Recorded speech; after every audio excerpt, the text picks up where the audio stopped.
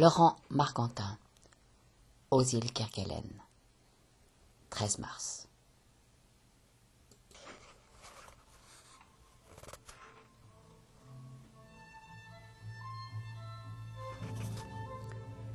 Sitôt déposé, on commence la manip Pop-Chat. Le ciel est dégagé, et ça ne dure jamais très longtemps ici. C'est d'abord une petite marche, jusqu'à la baie du Halage, à environ 3 kilomètres de Port-Jeanne d'Arc. On commence par le transept, m'explique tranquillement Francis en se frottant la barbe. Un tic des hommes ici. J'essaie de ne pas l'attraper même si la barbe, ça gratte en effet. Regarde là-bas, il y en a 2. Francis est muni d'un télémètre, super jumelle, qui donne la position et l'angle de l'objet observé, en l'occurrence un chat. Et nous suivons un chemin balisé, mon job consistant à rentrer les données dans un tableau Excel, car Francis bosse tout le temps avec un notebook, comme la plupart des scientifiques à Kerguelen. On passe une bonne partie de l'après-midi à faire l'aller-retour entre Port-Jeanne d'Arc et la baie du Halage. Le but étant d'avoir une 30aine d'observations de chats. Un vent glacial s'est levé, ce qui fait dire à Francis, toujours en se frottant la barbe, « Putain, on se les gèle, on va se dépêcher de poser les cages et aller se réchauffer les rubignoles à l'intérieur après, on boira un coup. » Car l'essentiel de la manip Pop-Chat, c'est les captures. Et c'est pour ça que Francis emmène toujours une dizaine de cages avec lui, que nous plaçons dans un périmètre de 3 à 4 kilomètres autour de la cabane, en y mettant à l'intérieur un appât, un lapin mort, vu qu'au Kerguelen, les chats sont friands de ces bestioles. Avant de les estourbir, je fais aussi quelques analyses. Comme on étudie les chats, on s'intéresse aussi à leur proie et à leur régime alimentaire. Le lendemain matin, et je dois avouer que j'étais fourbu par l'après-midi de marche et que je n'ai donc pas beaucoup lu, mais surtout dormi pour récupérer en vue de la journée suivante, on fait le tour des cages et on trouve 3 chats au pelage noir et blanc assez épais. Tu vois, ils sont sauvages, mais on dirait des chats domestiques. Juste, il faut faire gaffe, parce qu'ils te mordent dès qu'ils peuvent. Je commence par les anesthésier, après je fais des analyses. Dans les anciens ateliers, il y a un labo Pop-Chat, avec tout le matos nécessaire. Une fois le chat endormi, Francis lui mesure les griffes, les crocs, la longueur des pattes, la dimension de la tête. À côté, j'entre toutes les données dans l'ordi. Et lui, il prélève du sang et des poils. On baptise également l'animal. Les 3 chats capturés s'appelleront donc Fiodor, Léon et Boris, à cause de Pasternak. Je lis le docteur Givago ces derniers jours. Il y en a trop de chats ici. On pourrait en éliminer, mais enfin, c'est pas notre boulot. Une fois qu'ils sont réveillés, on les laisse filer. Et ça sert à quoi, toutes ces observations?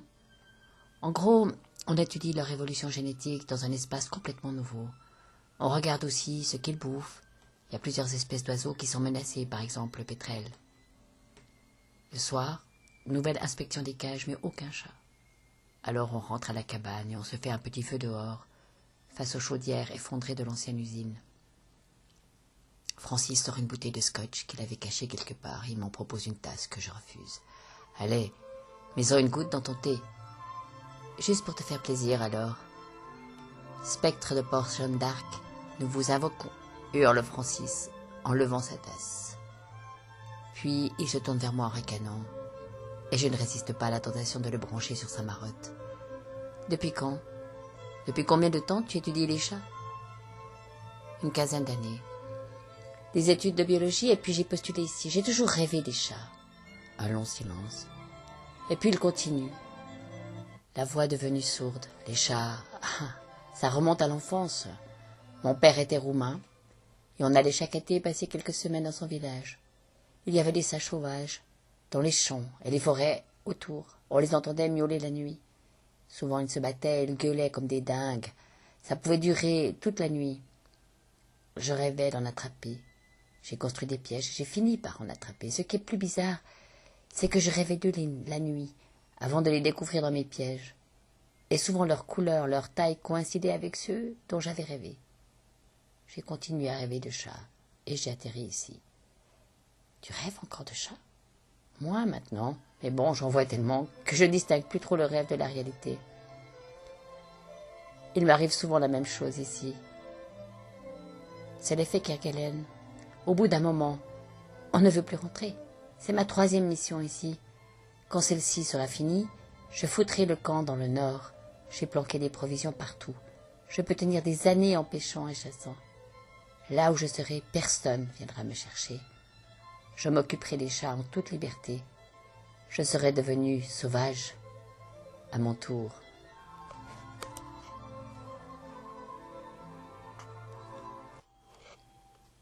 « 14 mars. Je dois l'avouer, je ne suis pas très content de moi. Trop de sorties ces derniers temps, trop d'énergie dépensée à explorer le dehors alors que je suis venu ici pour me concentrer sur le dedans. Je continue à avancer dans la lecture, mais toujours plus lentement, comme si la nuit, en augmentant l'intensité des rapports au texte, me ralentissait toujours davantage, m'engloutissait même dans ce que je lisais, jusqu'à l'épuisement.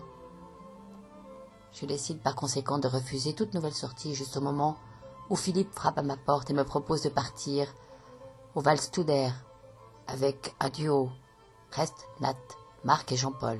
David ne pouvant pas venir car il est sur une autre manip avec les météos, à l'île Maïs. Il ne reste plus que moi de dispo. M'en voulant d'avoir déjà trop sacrifié au dehors, je fais mine de ne pas écouter Philippe lorsqu'il me vante la beauté des paysages, la météo plutôt favorable, le confort de la cabane où je pourrais lire sans être dérangé dans un module à part, jusqu'à ce que ce mot, un seul, me fasse dresser l'oreille.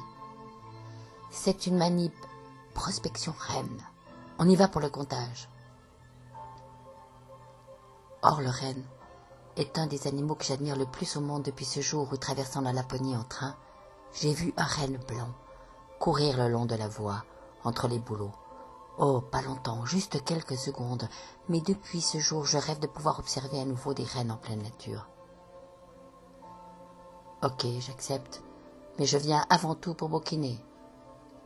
Bien sûr, sinon je ne te l'aurais pas proposé, tu verras. Marc et Jean-Paul sont sympas. On part tout à l'heure pour le Waldstuder, situé au nord-ouest de la péninsule courbée. Pas de connexion Internet hors de Port-au-Français. Récit de ces journées au retour.